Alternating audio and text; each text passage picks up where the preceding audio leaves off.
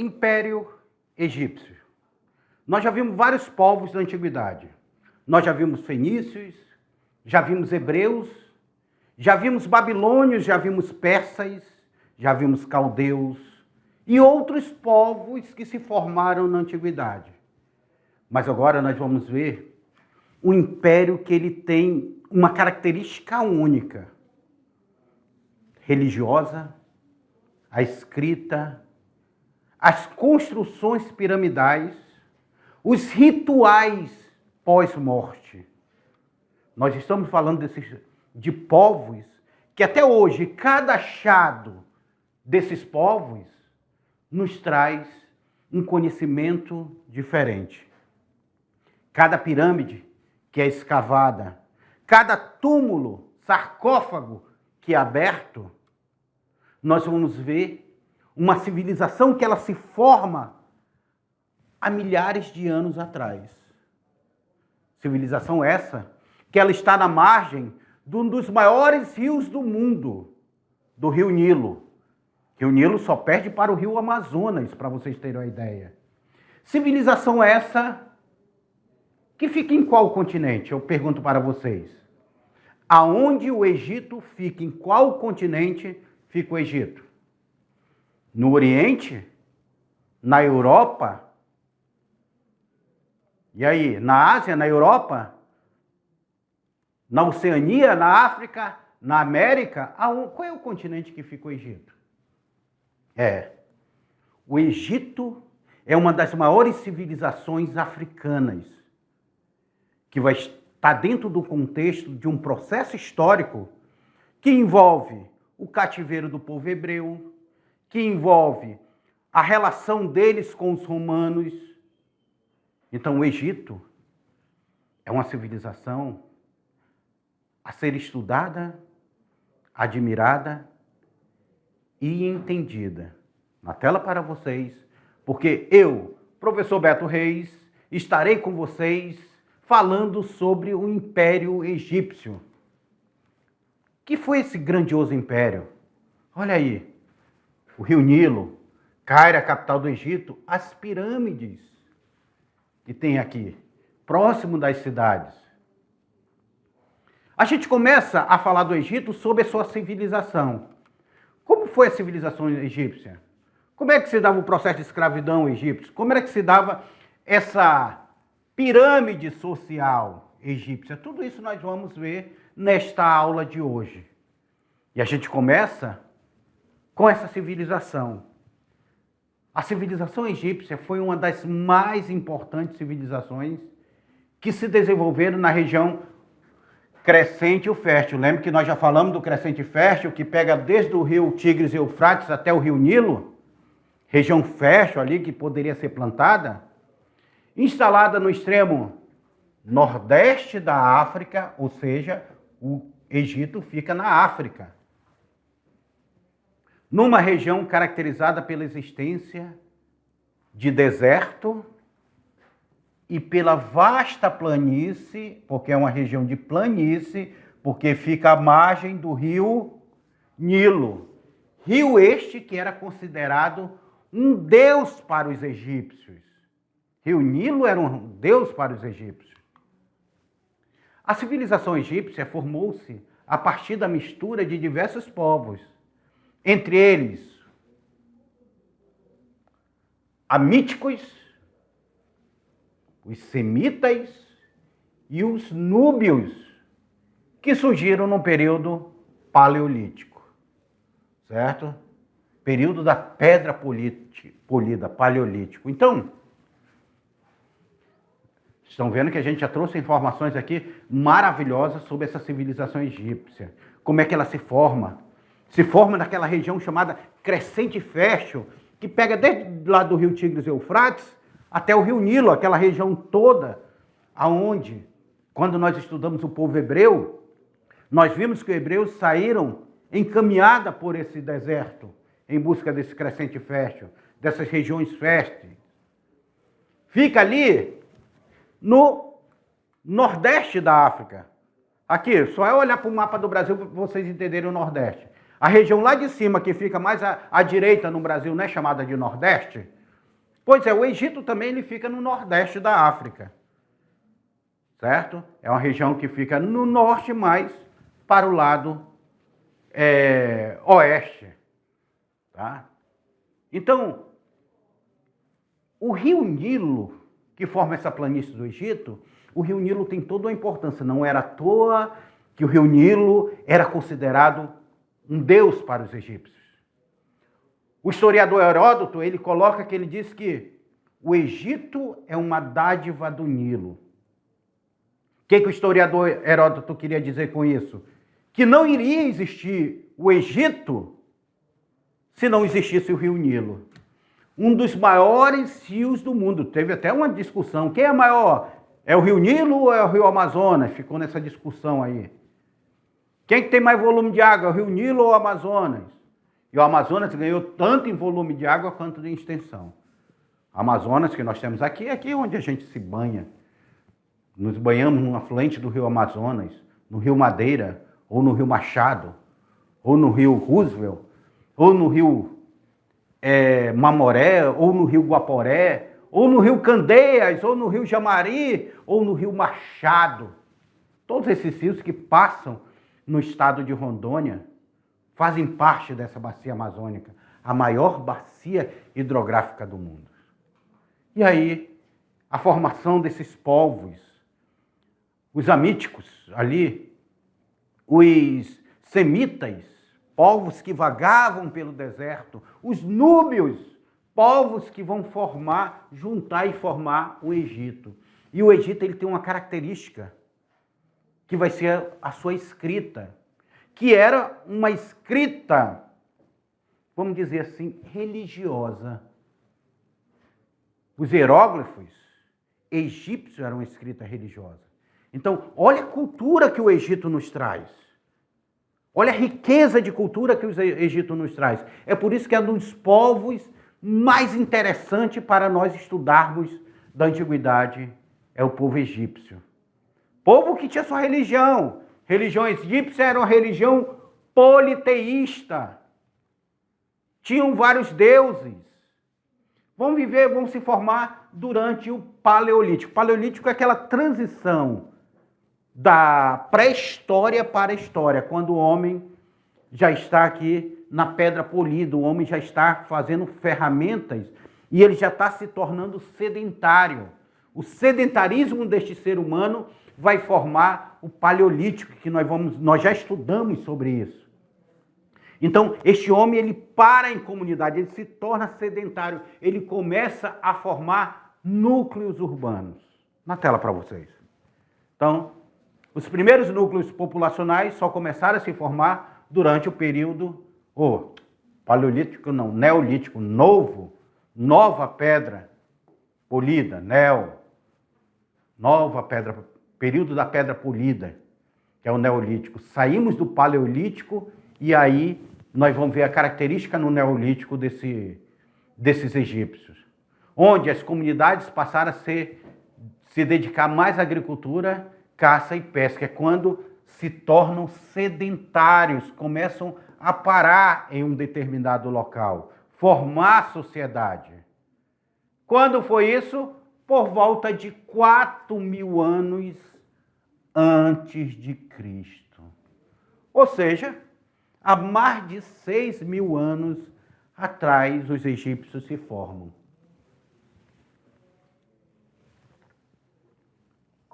Pequenas unidades políticas egípcias, que nós vamos chamar de cidades hoje, eram chamados de nomos.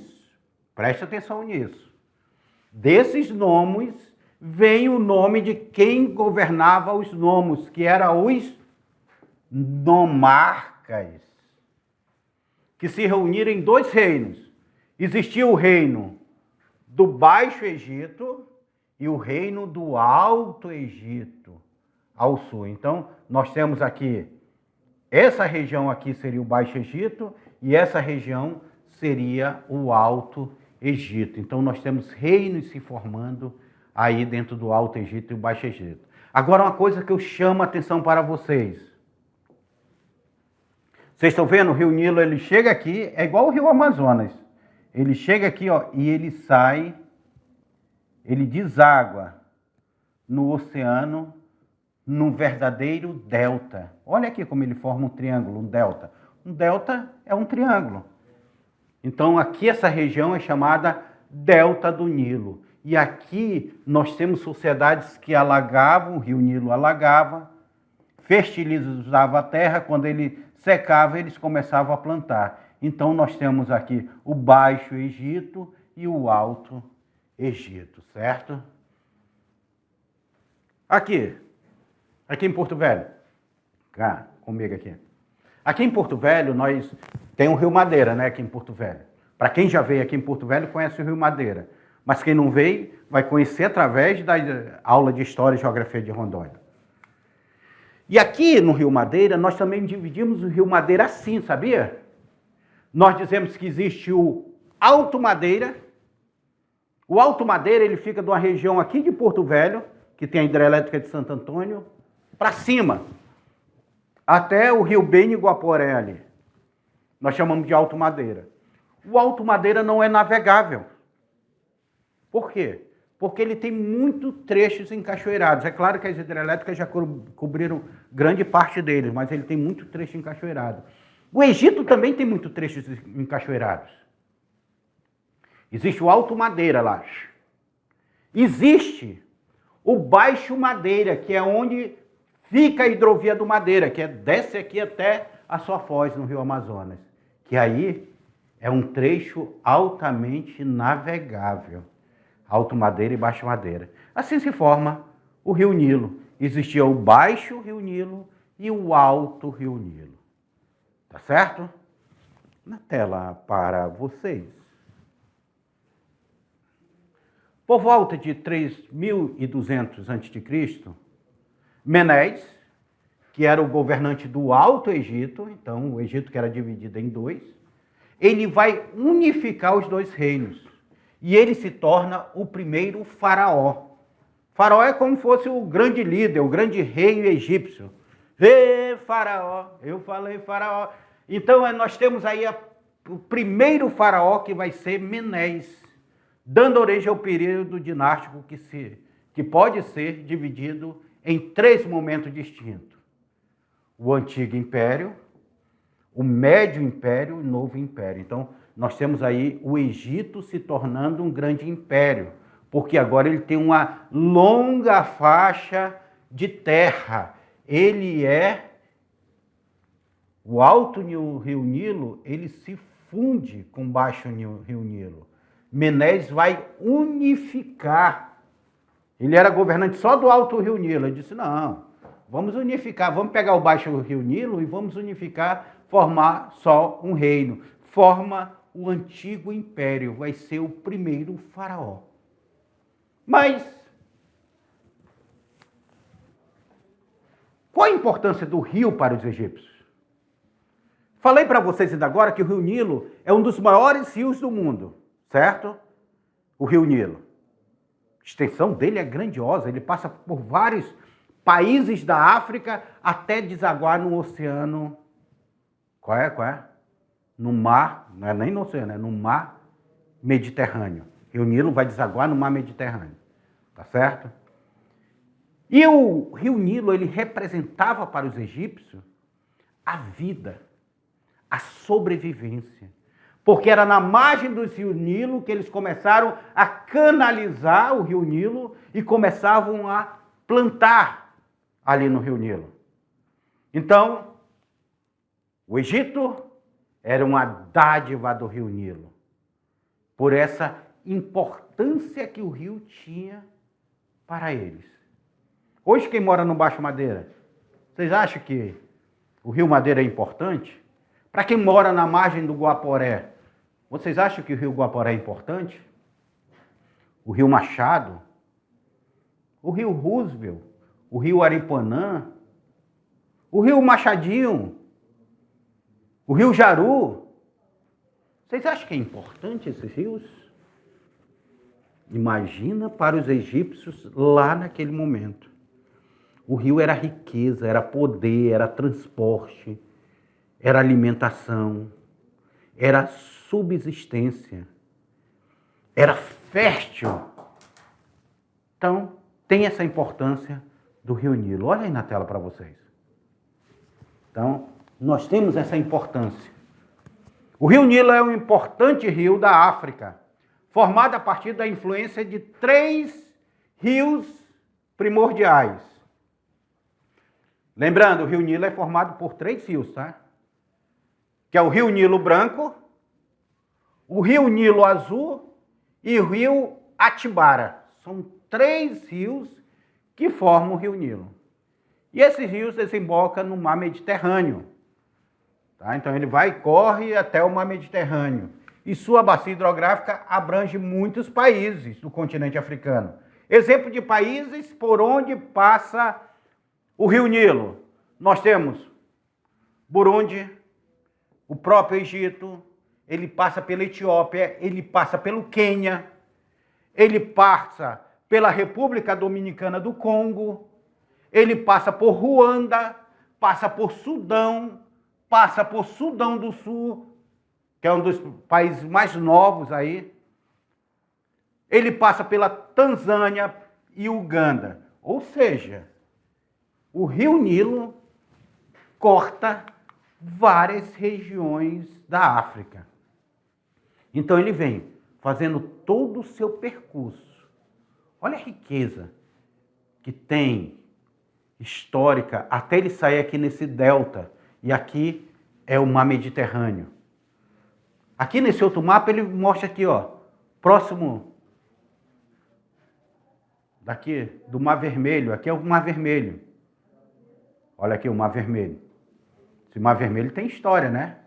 Quando Moisés sai aqui do Egito, passa em busca do Monte Sinai, ele atravessa o Mar Vermelho. Tem toda uma história da Bíblia aí. Então, nós temos aqui o Egito, a formação do Egito, o Alto Egito e o Baixo Egito, até a sua desembocadura, até sua foz, até a sua saída ao Mar Mediterrâneo. Então, sem dúvida, o Rio Nilo transportava as pedras que eram construídas as pirâmides. O Rio Nilo fazia a ligação entre as cidades egípcias. O Rio Nilo dava alimento.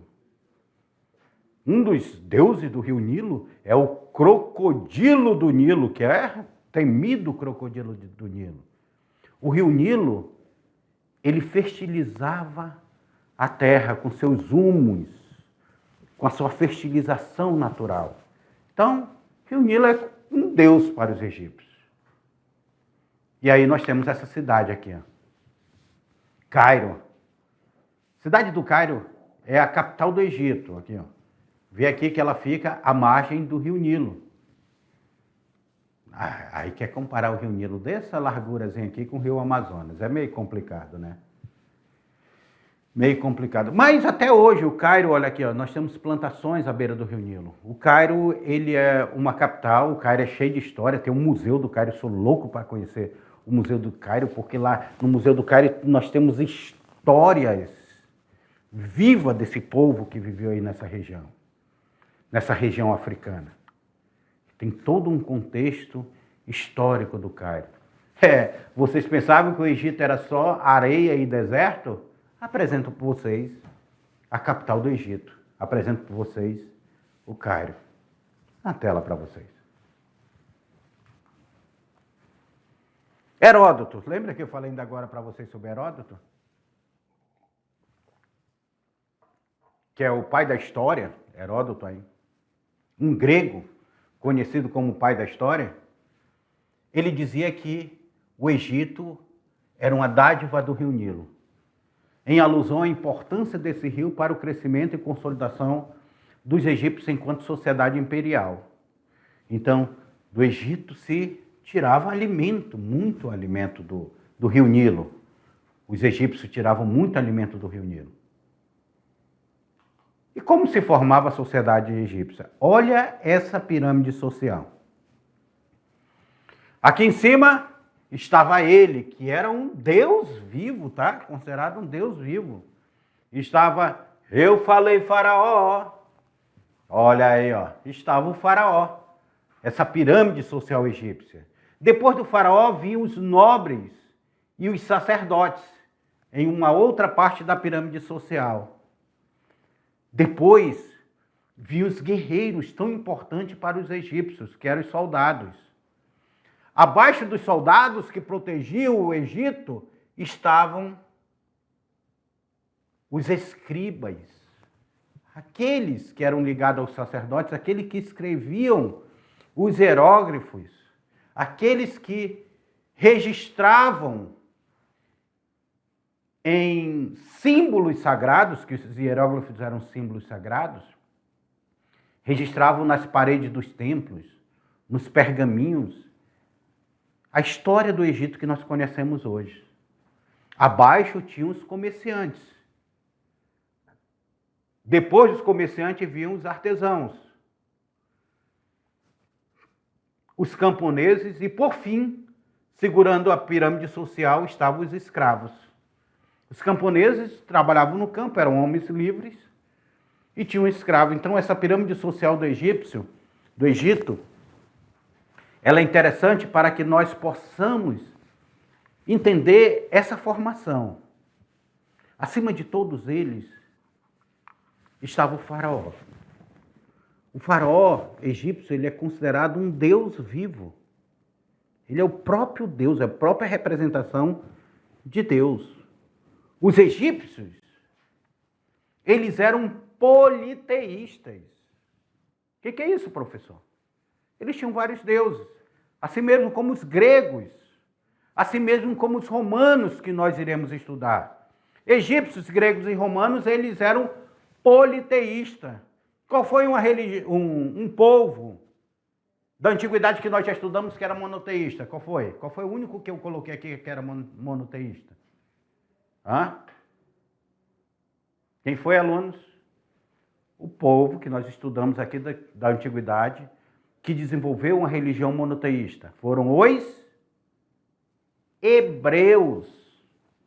Os hebreus desenvolveram a sociedade monoteísta, que influencia até hoje as religiões do mundo, porque através dos hebreus foi criado o judaísmo, o islamismo e o cristianismo. Já os egípcios, eles possuíam uma sociedade politeísta, uma sociedade hierarquizada em pirâmide social, aonde nós temos do faraó ao escravo, essa diferença social do faraó ao escravo, os nobres, sacerdotes, soldados, escribas, comerciantes, artesãos, camponeses e, por fim, os escravos. E era uma sociedade politeísta. Ok? Poli, mais de um, vários. Teísta, tel, Deus. Politeísta. Mono, apenas um. Monoteísta, só tem um Deus. Ok? Aprenderam isso aí? Bacana? Na tela para vocês. A sociedade egípcia era estratificada, hierarquizada e escravista. Então, nós temos uma diferença social, nós temos uma sequência hierarquizada, vem daqui para cá, olha a hierarquia, cada um tinha o seu papel, e era escravista, porque a base dela eram os escravos, olha aí, ó, os escravos egípcios. Quem foi escravo dos egípcios? Quem se tornou escravo dos egípcios? Lembra que os hebreus foram escravos dos egípcios? Sendo uma das mais importantes que as outras e que a mão de obra escrava era utilizada. Então, os egípcios eram escravistas. A figura do faraó. Gente, cara, eu me amarrei aqui quando eu vi uma múmia pela primeira vez. Essa foto aqui é o que fiz lá no Museu do Vaticano, na Itália. Aqui, os vasos onde os órgãos dessas múmias eram depositados. Processo de mumificação. Oh, eu sou a múmia. O faraó tinha um poder absoluto e era considerado um Deus vivo na terra. Ele era dono de todo o Egito, chefe da administração, dos cultos religiosos e também comandava o exército. Então, o faraó era o poderoso supremo. Ninguém estava acima do faraó. Eu falei faraó, então nós temos aí a figura do faraó como Deus supremo. Olha, um sarcófago com a múmia dentro. Essa múmia se encontra lá no Vaticano. No Vaticano, do lado da Basílica de São Pedro, tem um museu, que é o Museu do Vaticano. Você passa um dia todinho dentro do museu e não consegue ver tudo. Foi lá que eu vi a múmia, foi lá que eu tive o primeiro contato com as escritas cuneiforme, os hieróglifos, foi tudo lá. E olha aí, essa múmia aí no seu sarcófago. A nobreza. Nessa classe enquadrava-se os vizir, que eram pessoas ligadas diretamente ao faraó. Então, tinham os vizir, que eram ligados ao faraó, trabalhavam com o faraó. Depois de vizir, nós tínhamos os sacerdotes, os oficiais do exército. Os sacerdotes geralmente é quem fazia o ritual de mumificação.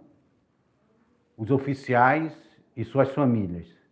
Nessa classe, a rainha era escolhida e, apesar de o faraó ter muitas esposas, apenas ela tinha um poder real. Então, ele tinha um harém, várias esposas, mas tinha uma que era a rainha. Só uma possuía o poder real. O interessante, gente, é que poderia haver casamento entre parentes. Primo com prima, irmão com irmã. Tiveram muitos casamentos, tá? Porque era uma maneira de permanecer a linhagem sanguínea, que era o sangue azul da dinastia. Então, eles até se subjugavam a casar com o próprio parente, para continuar a linhagem sanguínea. Aqui a gente observa, nessa figura aqui, a gente observa essa cultura egípcia, a cultura do... Coloca aqui na tela aqui, a imagem. Essa cultura egípcia, essa cultura da mumificação. Vocês sabiam que o processo de mumificação, ele passava por um determinado período até ser mumificado e tudo? As pessoas passavam por um processo, era 70 dias, tá? Olhem na tela para vocês. Olhem na tela. Tá? Aí na tela para vocês aqui, ó. Olha aqui, ó. Aqui é uma múmia fechada ainda no sarcófago. E aqui já é um sarcófago aberto, ó, com a múmia. Mais uma múmia aí para vocês. Lá no Museu do Vaticano existiam foram vários sarcófagos, várias múmias. Aí no reflexo não é a múmia não, tá? O reflexo sou eu tirando foto. Então nós temos aí. Os soldados. Essa classe eram pequenas e sua principal função era garantir a segurança do território. O território egípcio por si só... Vem cá, rapidinho aqui, antes de eu voltar para o slide aqui. O território egípcio por si só, ele tinha uma autoproteção natural. O rio Nilo, devido ser um rio acidentado, cheio de cachoeiras, corredeira, as pessoas tinham dificuldade de descer o rio Nilo para invadir o Império Egípcio. Andar pelo deserto também era um grande problema até chegar ao Egito. Então o Egito tinha algumas barreiras naturais. É por isso que ele não vai fazer grandes exércitos como foi o exército romano. Mas ele tinha o seu exército. Olha aí, ó, na tela, volta aí. Só foi isso para vocês entenderem. Essa classe era pequena e sua principal função era garantir a segurança do território, trazendo, quando preciso, escoltas nas expedições aos países vizinhos.